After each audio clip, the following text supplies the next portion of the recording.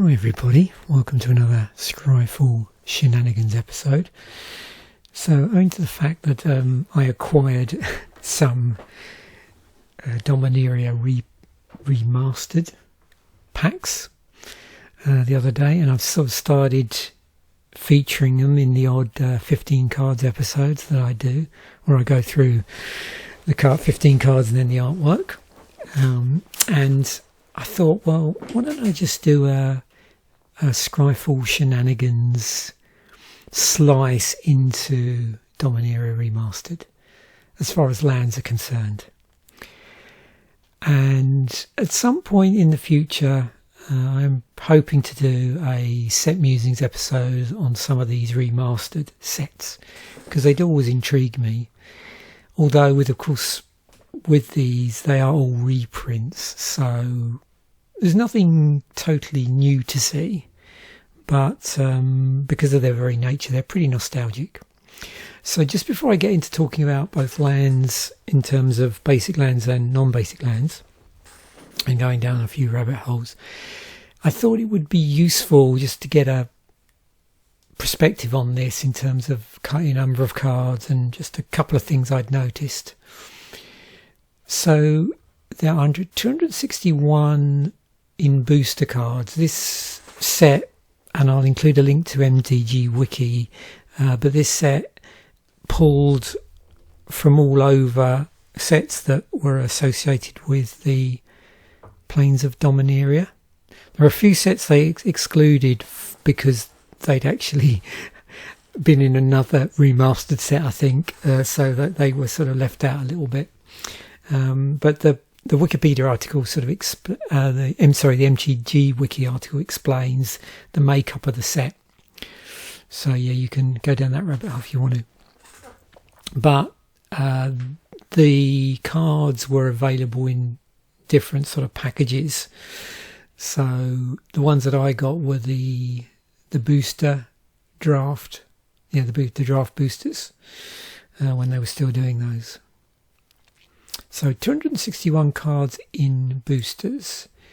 There's an old frame bonus sheet, and by the time this video goes out, I will have opened at least one pack, and yeah, I pulled one of these. Also, something very strange happened in the pack as well. If you watch the video, that first pack, you'll see. I'm going to slow roll these packs actually over a number of weeks.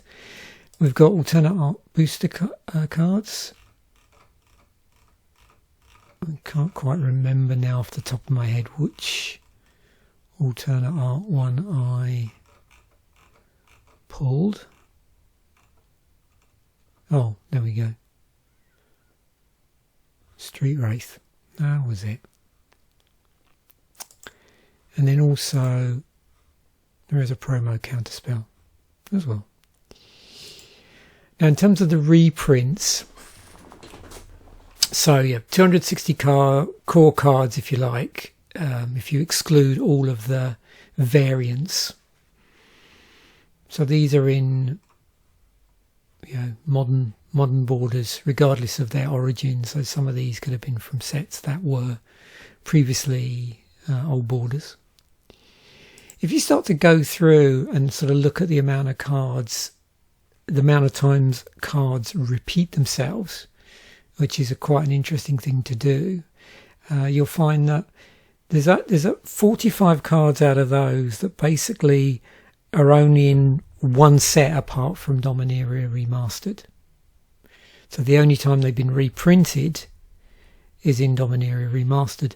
At the other end of the spectrum, if you go up to something like sets or cards which have been reprinted more than 50 times, you get 3 cards where that's the case. In terms of just spells, you get Seer Angel, Swords to Plowshares, Counterspell, and then of course, Plains, Island, Swamp, Mountain and Forest.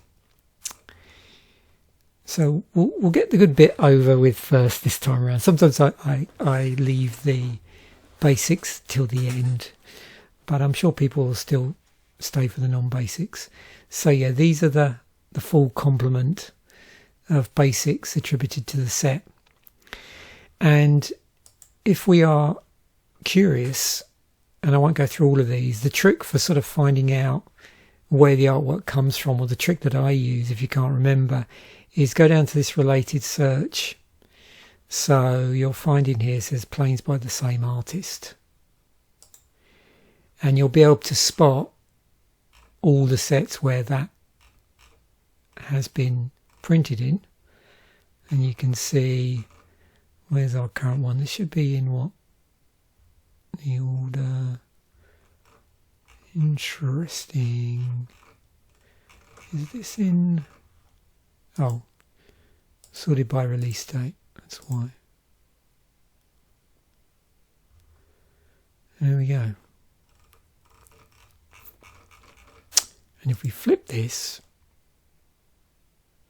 there it is. So yeah, all the way from, what would this be, Invasion. Now, of course, you can do that. I'm not going to do it for all of them, but you can do that. The one I was curious about was some of the ones that I haven't seen very often. So, you know, this one I've seen before, this one. But there was this one. I was trying to work out where that had come from. And again, if you flip this by release date, so here's Ascending. At what point do we first see this artwork here? So we got one here, there's Commander, and we see it here. So yeah, Time Spiral.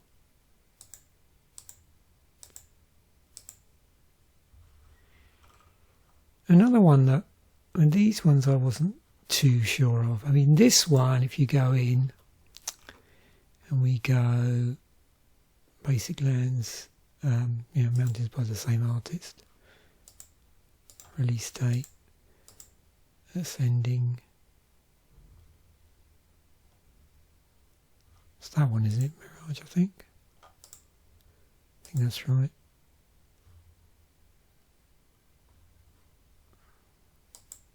Yep. So there you go. So yeah, you can always play the spot the set the artworks from, and then, you know, check if you got it right. This one had me curious. I like this.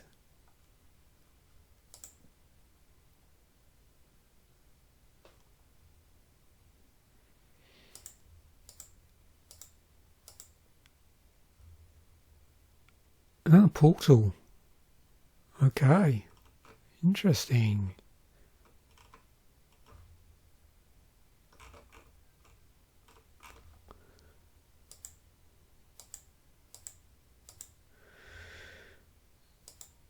What about this one? What do you reckon?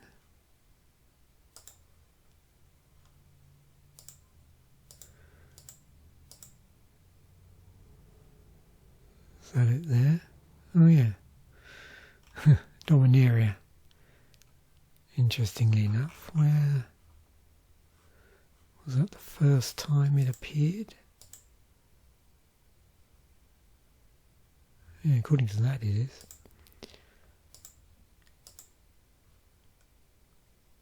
There we go. So not that long ago for that one.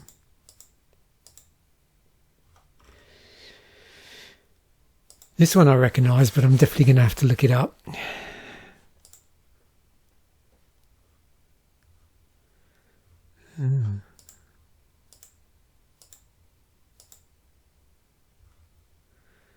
Oh yeah, so what is it?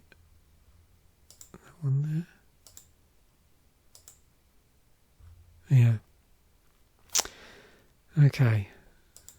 Spend hours just fiddling around with this. That's a bit of a classic. Anyway, I'll include links to all of these sort of starting searches as well, so you can do your own little rabbit hole things. Right, so in the set outside of outside of basic lands, there are 21 of these basic lands. And they all nicely, or at least some of them nicely, line up into cycles, which we're going to have a look at in a moment. Before I do that, let's just see if we've got any ones that are unique artworks. You can see here we've got a Dark Depths in this sort of full, special artwork, alternate artwork. Gemstone Mine, Maze of Ith, and I think that's it, isn't it? I don't think they did anything else, did they? No. So yeah, that would be 3, wouldn't it? Because it was 21 originally. Okay. Now, if you're curious with these, and actually, I'll do it from here. It's probably easier. So we'll go and look through things like how many times these have been reprinted and various other things.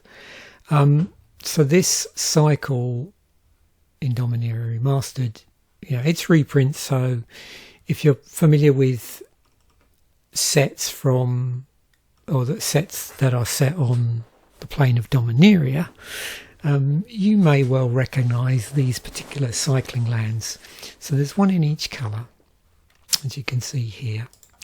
And if we go in and on the first one, we just open up the Scryfall tag, get to see what it's tagged up as. So yeah, so we've got the Urza's Saga cycling lands. So if we were to go in here and actually lock into well, actually let's do it the other way. So if we do is first printing, because that's the way I usually do this. There we go. Yeah, there was also a colourless one as well in there, in the original one. They didn't carry that over. So it's like one of these sort of 5+1 cycles.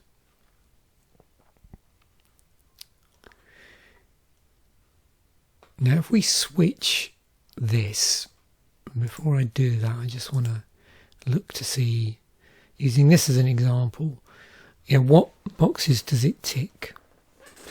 So because you're cycling it, you're actually activating it, this bit from your hand. So cost of 2 to cycle it, discard the card, draw the card.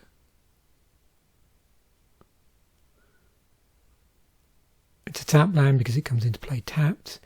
It's a utility land because it has additional utility on it beyond just generating mana. It's better than Desert of the True. That's 1 and a white. So obviously for that one you need access to white. You need access to white mana in order to cycle it. With this one you don't, because this can be mana of any colour. It is worse than irrigated farmland because although it's a similar cost for cycling, irrigated farmland can do 2 colours, also comes into play tapped. And worse than scattered groves, which is 2 colours, it's green white. It's blue white. And then we've got similar to Secluded Steppe, but that one is just a single white to do that one.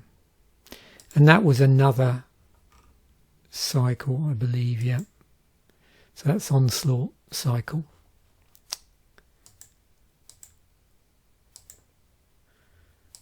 So this was Urza cycle, and the other one was Onslaught. Now, something I was curious about, if we go into the fall, it's a bit easier to see, how many times these have been reprinted.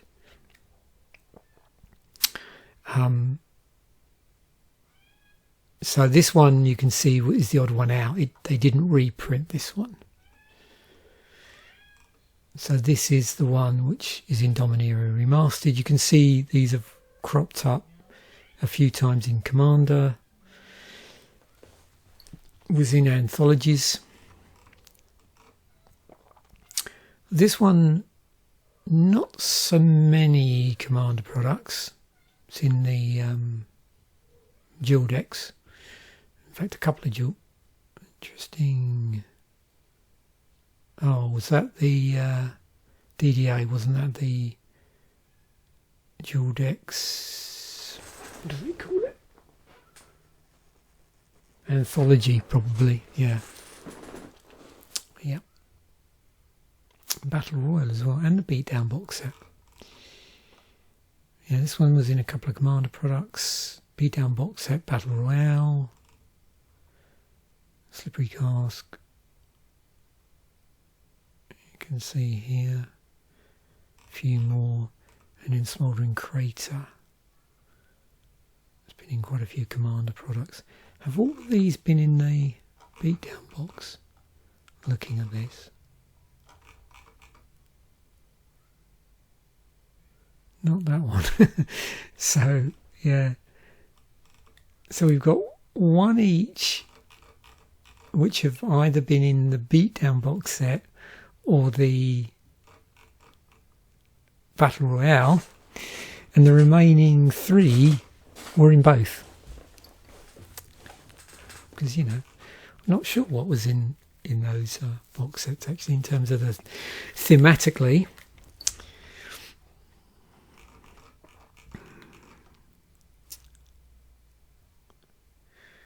Right, next. So yeah, one other thing just to note. So those are all common. So then when you go on to uncommon, so these are the ones that are uncommon, you have a cycle of these layers. And these often get forgotten about. So they're tri-lands. And they enter the battlefield, but you have to sacrifice it unless you return a non-layer land you control to its owner's hand. So there are, you know, a bounce land, I suppose, but they're very specific about what you have to bounce back to your hand. They call them assets, they call them rescue lands, don't they? So these were from, well, the originals. If you're curious,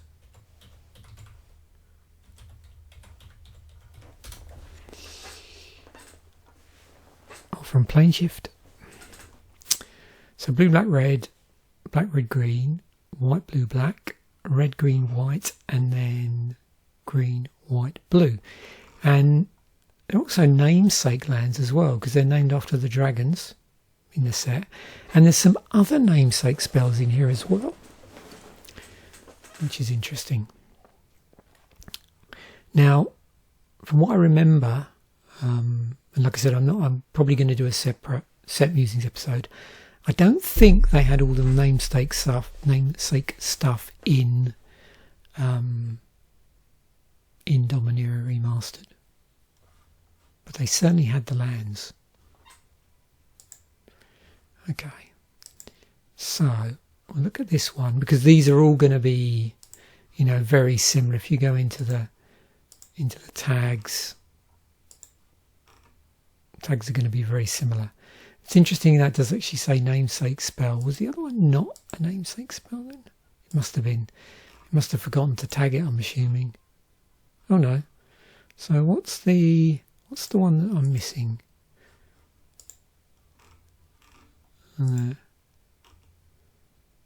Oh, alliteration. Okay, yeah. So yeah, namesake spells. There's a lot of those in Magic. A rescue land. So you can see the refer to these ones, the sort of original Ravnica lands, rescue lands. So you can see they bounce another land back to your hand, and you know, rather than seeing that as necessarily a downside, if the land that you're bouncing, and of course it does depend on the type of land that it allows you to bounce, but if the land that you're bouncing does have an ETB on it, then you know that can be to your advantage. There's also these artifacts, these border posts, which rescue lands. They do basic lands. And then a number of other things that do it, which aren't either lands or artifacts.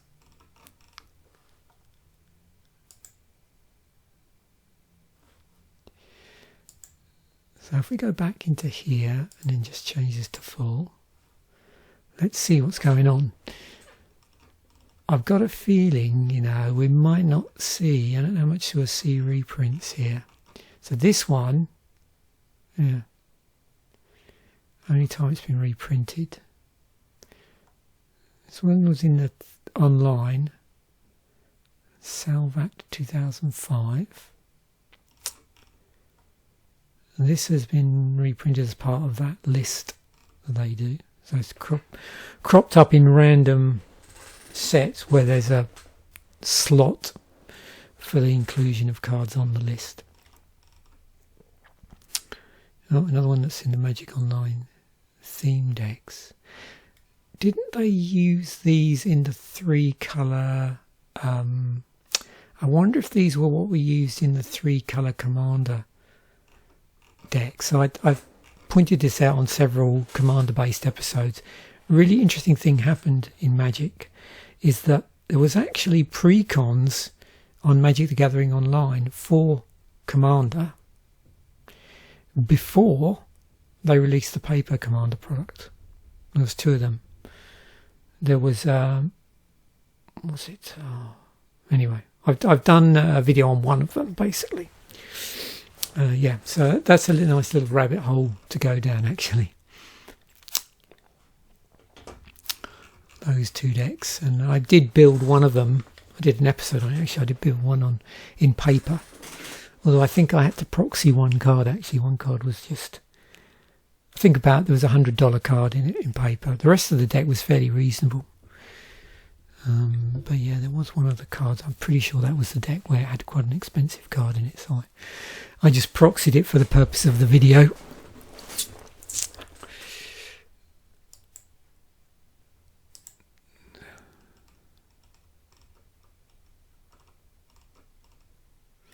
I don't know if there's anything else I want to add to this. I suppose,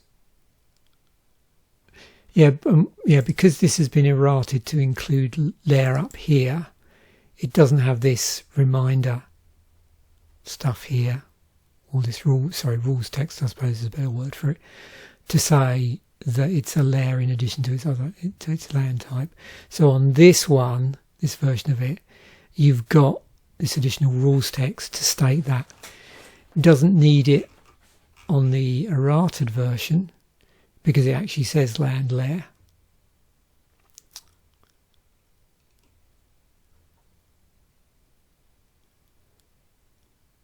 And you can see as well here we've got simplification of this bit. Instead of saying when Croesus Catacombs comes into play, it just says when Croesus Catacombs enters. When it enters, when it makes its entrance. But on there it does. So interesting as well that often you'll find this where they sort of errata wording to put it into the new type of wording they want to use. There isn't a version of the card in paper with that, or version of any card, I suppose, except what's in the errated version. Yeah, that's been printed, I don't think.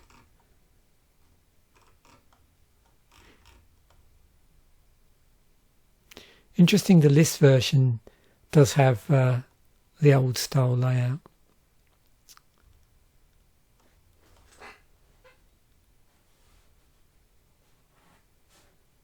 So I think I've pointed this out before. Can you see how you can easily spot the difference? So the list version has the little Planeswalker symbol in the bottom left hand corner.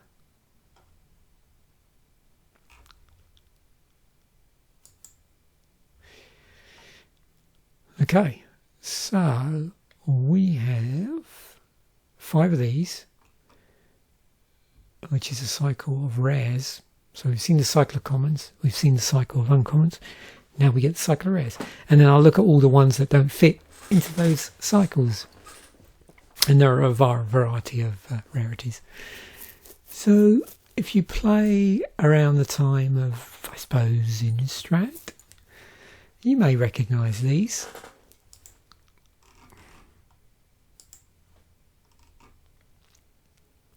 So it's these checklands.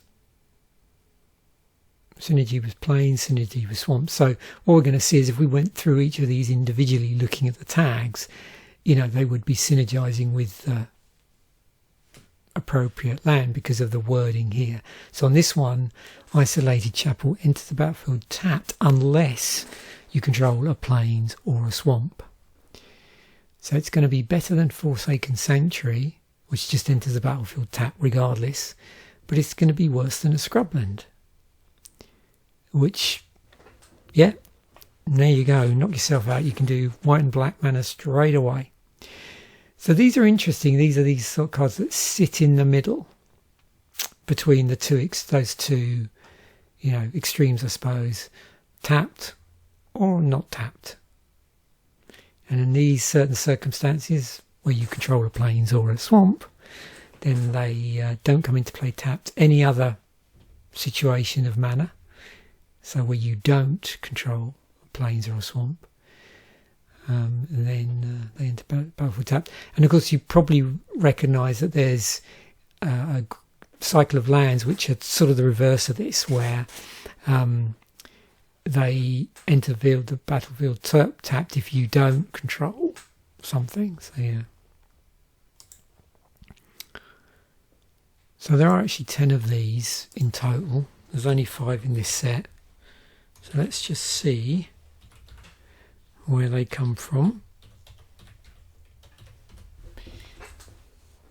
So there you go. So if we put these by release date, a bit easier to spot. So the first time we actually saw them was in M10, but not in those colours. These were the allied coloured ones. So the ones from this set are the enemy coloured ones, and they, yes, are indeed from Innistrad. Now, I know these are from M10, these top ones, but I'm curious. Let's just see, for the total cycle of 10, like all the different times these have been reprinted. So the original M10 ones, you can see, have been reprinted quite a number of times, particularly in the core sets, amongst other things. In fact, there's so many. I don't know if this is all of them. Yeah, because there's some in the more recent sets as well. I mean, same with this actually. You know, we got Fallout here as well. So this is, but you can see between here and here, it looks like, yeah, they were reprinted in Dominaria, but then again in Dominaria Remastered.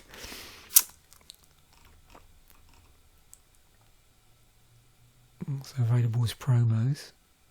There's some Fallout versions there, you can see.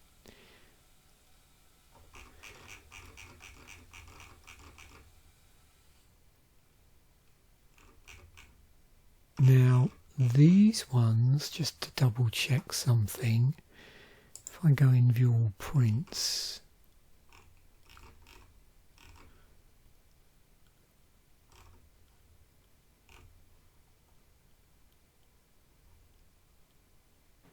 Dominaria United Commander, excellent.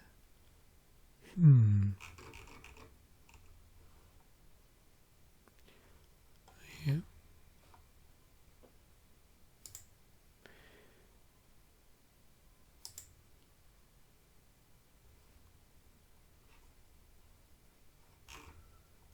Just seeing if I can do this. What's that? Should let me do this. Let's just see.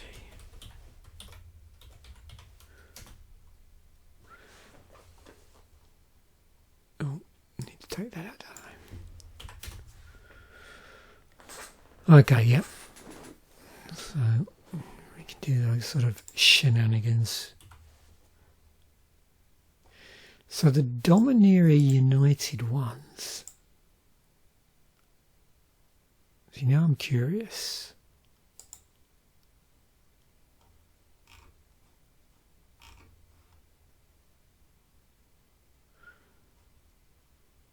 Yeah, it doesn't look like, because it was a commander deck, it doesn't look like that was all the same. But you can see they've been reprinted quite a few times in the core sets. And I'm having trouble remembering, can anybody remember when they first came out in Magic 2010? Were they pretty expensive? I just have no recollection, even though I was sort of getting back into Magic at that time. I've got a bit of a blank of these lands. I'm sure they were, because I remember it was a pretty big deal when I used to pull these out of a pack back then. I think they may have been quite, relatively speaking, fairly pricey at the time they came out, but they've now been reprinted so many times. And this may well be true of these as well, back originally, because, I mean, they weren't reprinted until Dominaria.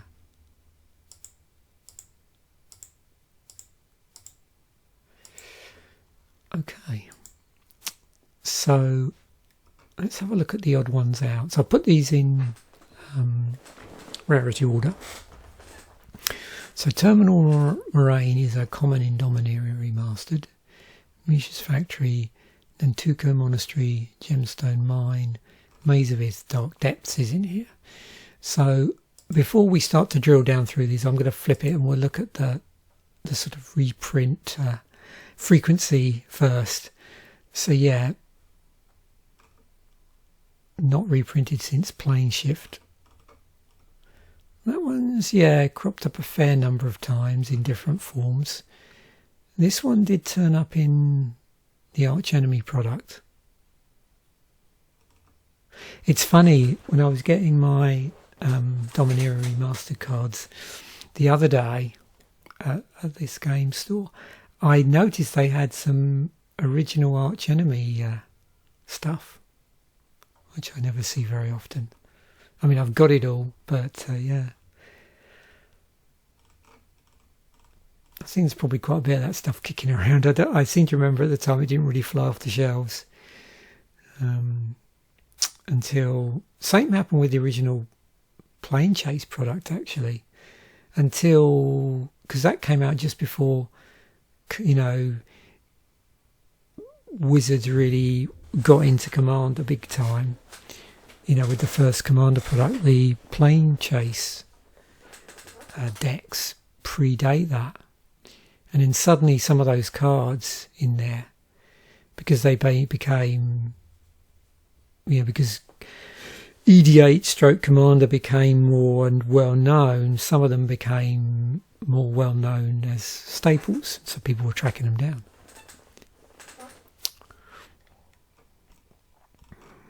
And there was a land in one of them in the original Plane Chase.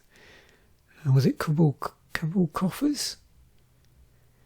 I don't know how much that is now, what it went up to, but I remember I bought, the deck it was in was languishing in some comic store, and I bought it for like $10 at the time. Oh, Dark Depths is banned in Modern.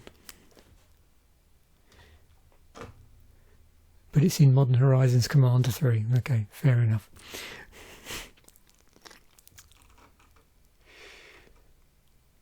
Good old Maze of Ith. When was that originally?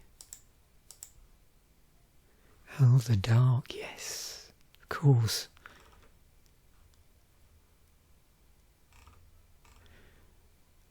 Well, I think I'm going to be pretty pleased if I pull a Maze of Ith, actually. Yeah, from the 2 remaining packs, so I'll put that out there. See if we get one. Right, let's go. I haven't really been looking at the rules too much here. I don't think anything's really bounced out. Terminal Moraine, yeah, there's interesting ability on it. 2, tap, sacrifice it. Search your library for a basic land card, then put that card into battlefield tab and shuffle. So we're going to see here. That's what I was trying to think, like, what's the one? Yeah, it's Warp Landscape. That's the one now. Reference by Terramorphic Expanse. It's Worse Than a Promising Vein. So that's just one tap. And Worse Than a Shire Terrace, which is a one tap sack. Yeah, one tap sack. So there's a whole load of stuff that this ticks several boxes, like tutoring basic lands, of which there are 332 cards that do that. It's a fetch land, of which there are 50 fetch lands in various guises, some more powerful than others and more expensive than others, and also a utility land, because it doesn't just generate mana, even though it goes out and finds a mana generator as part of its utility.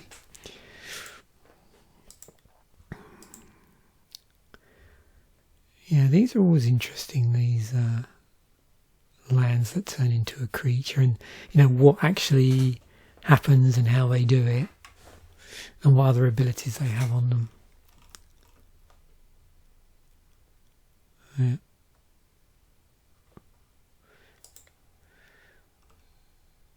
So another namesake spell or namesake land. Virtual legendary, Mutavault, yes. There's lots of things I think, oh yeah, it's similar to the card, and then I can't remember the name of it. So it's Mutavault without the extra target. Yeah.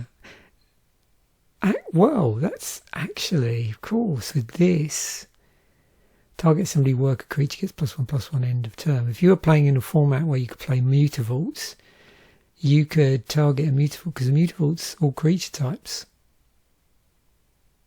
Okay. Interesting. Tribal assembly worker. Yep, becomes a changeling.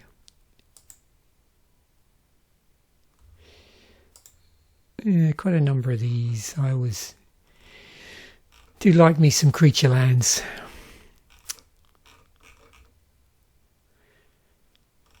What was the one I always remember from back in the day that kept getting mentioned at tournaments? Was it? Is it the blue-black one? Or am I thinking of something else?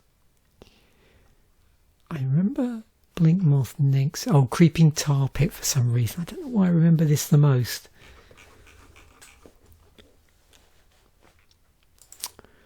So now we've really gone down a creature land rabbit hole. What is the most expensive creature land? Inkmoth Nexus, followed closely by Mutavault, funnily enough. I think I might have one of those. Possibly.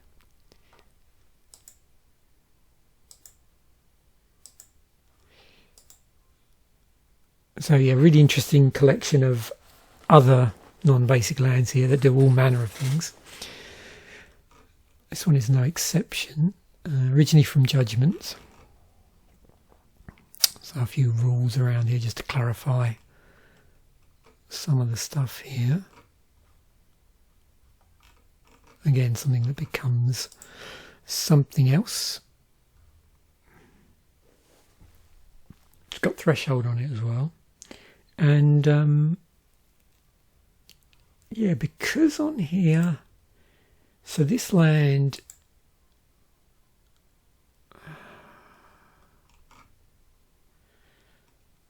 yeah, so it's actually colour changing itself. Yeah. Because it's not a green-white land to start with, even though it's got a green-white activated ability. It doesn't generate green-white land, and it doesn't say Yeah, it's not a forest and a plains, I suppose.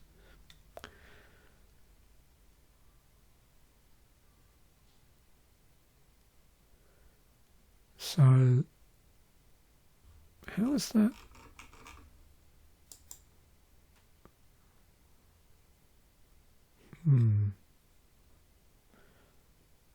Oh, I see. Oh, that's interesting. Yeah, I didn't notice that.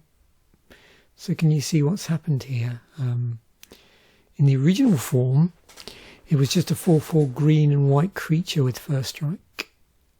Now, as of Arch Enemy, it was a 4/4 green and white insect monk creature with first strike.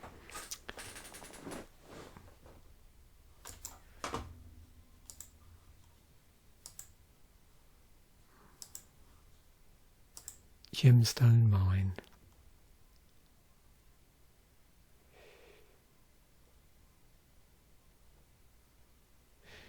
Oh yeah, this was in. It's funny how I get these weird coincidences here. So Gemstone Mine was in a recent episode of this old deck, wasn't it? Was it in the Sansa Boys deck? I think it was.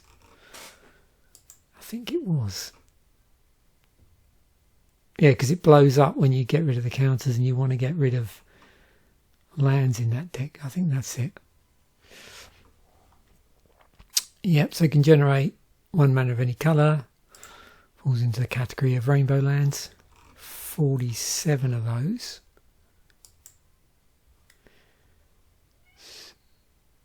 Gemstone Sliver and references Gemstone Caverns. Was that the one that, yeah, has a luck counter? Yep, uses unique counters. So no other card does. Has a mining counter on it.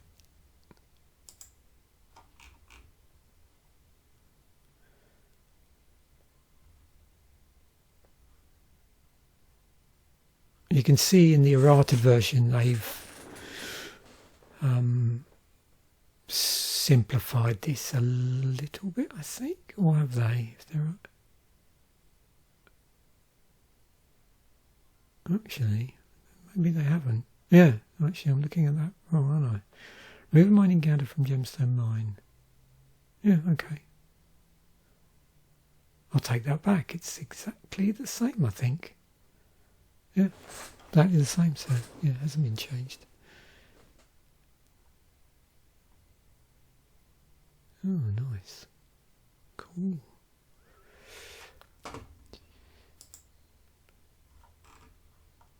Maze of Ith, yes. Oh, that's right. Do I have one of these? See, now I'm not sure. Trying to remember if I've got From the Vault Realms. Or a version of it from the Vault Realms.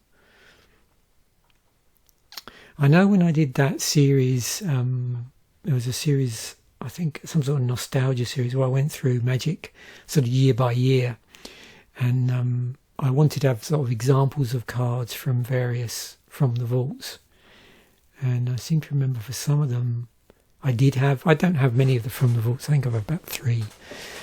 But I seem to remember me trying to track down for certain ones, just an example here and there, so we had something to look at on camera. So yeah. From the Vault, untap target attacking creature. Oh, what do we got? Oh, wow. Oh yeah. This Maze of Shadows. Wow. Oh yeah, of course, Mystifying Maze. Damage prevention. It's a manaless land of, which used to be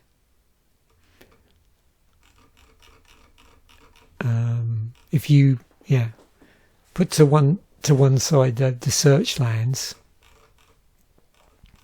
that are here, which is the sort of, I suppose, the more recent, relatively speaking, the more recent example of manaless lands, because the land themselves doesn't generate mana, but it hunts out things that do. but then there were lands that had absolutely no, effect at all on on your mana or mana sources. Synergy Tackle Virtue, another virtual legendary there. Oh, Dark Depths. Wow. There's From the Vault Lore. Slightly different artwork. Same couple of characters.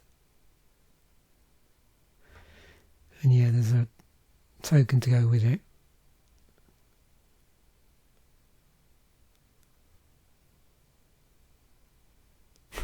Castle Var.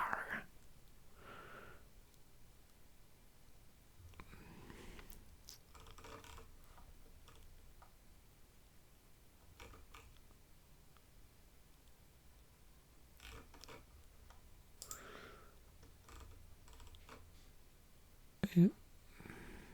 Another manaless land.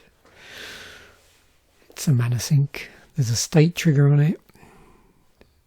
Unique type line. Was that legendary snowland, I suppose? And similar to Marit Lage's Slumber.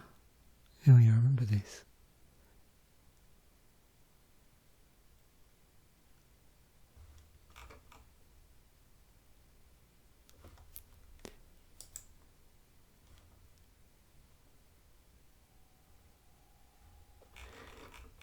Few rules there.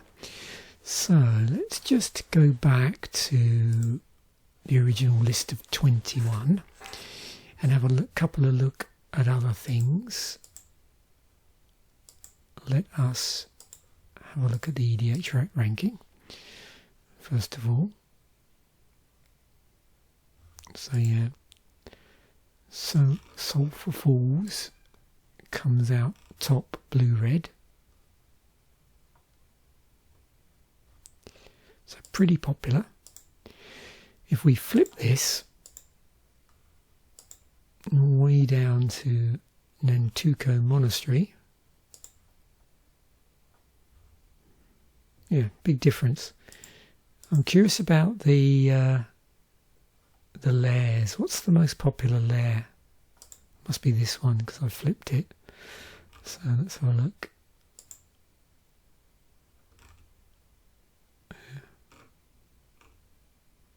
921. But yeah, they do tend to get forgotten about. And it's a... what would that be? So that is a shard land, isn't it? I think. Yeah, yeah, so they're shard lands.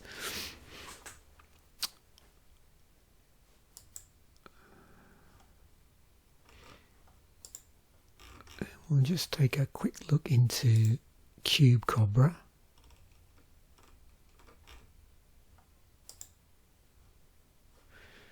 Actually, because these are lands, maybe I should do it for the...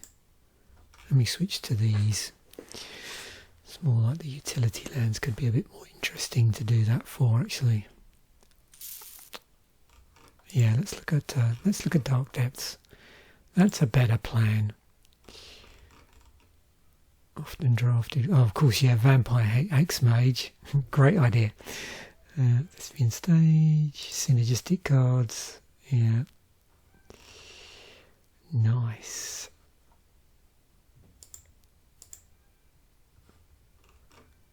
And then Misha's Factory.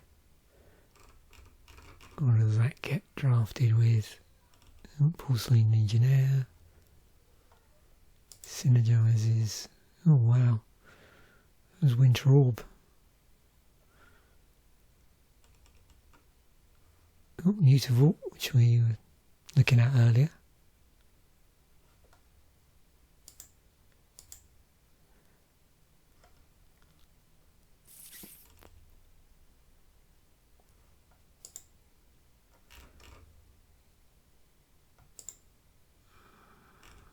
Maze of Ith.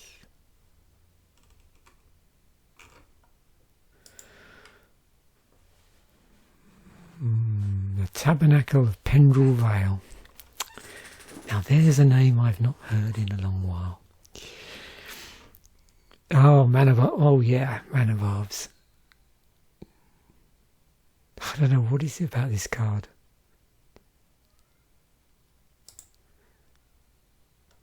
This is what's great about you. I tell you what, I'm glad I don't use Cube Cobra too much, because this is a total time sink. Like, I can imagine me sitting there just ending up down all sorts of rabbit holes, just continually clicking and seeing how this synergizes with that, that synergizes with this. I'm curious, actually. I know obviously you can do this with synergies in Commander, but I'm curious, any of the viewers out there, do they ever use Cube Cobra in this way? Like, pick a card that they know is good in Commander and just drill down through all the synergies. So they've got all these cards in their deck which just synergize perfectly with other things. And yeah, I know you can do that in EDHRec by looking, bringing up the card and then looking at the most synergistic cards. But I wonder if anybody uses Cube Cobra for non-cube reasons. Yeah, let me know in the comments section, because I was thinking about that the other day. I've always been fascinated by this commander as well. Hazen Tamar. It's a shame it's so expensive. It's never been, they've never reprinted it outside of Legends. It's not in Chronicles, which sort of surprises me a little bit, because a lot of the Legends, the legendaries from Legends that would normally be expensive aren't as expensive because there is a Chronicles version of it. But this one there isn't.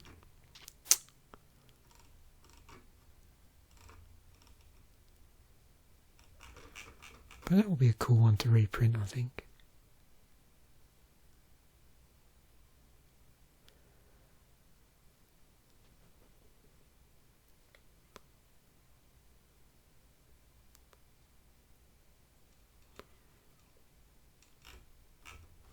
I mean, this, if I... Oops.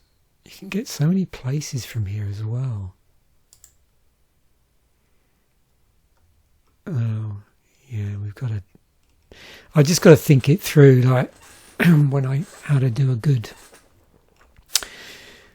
I need to do a Cube Cobra Shenanigans series, but I just got to work out in my head the angle for it, I think. So it just doesn't become a Scryfall Shenanigans, a version of Scryfall Shenanigans, but in Cube Cobra, if you know what I mean.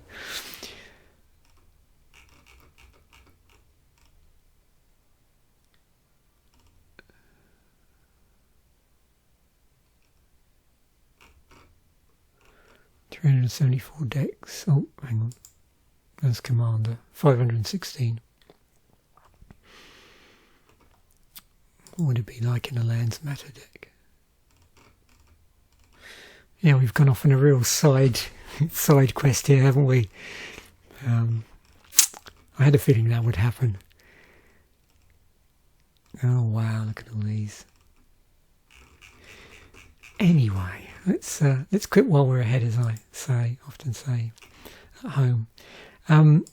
Yeah, so hopefully you enjoyed that. It was interesting. It'll dovetail quite nicely actually onto a few other videos I've got coming out just before this video goes out.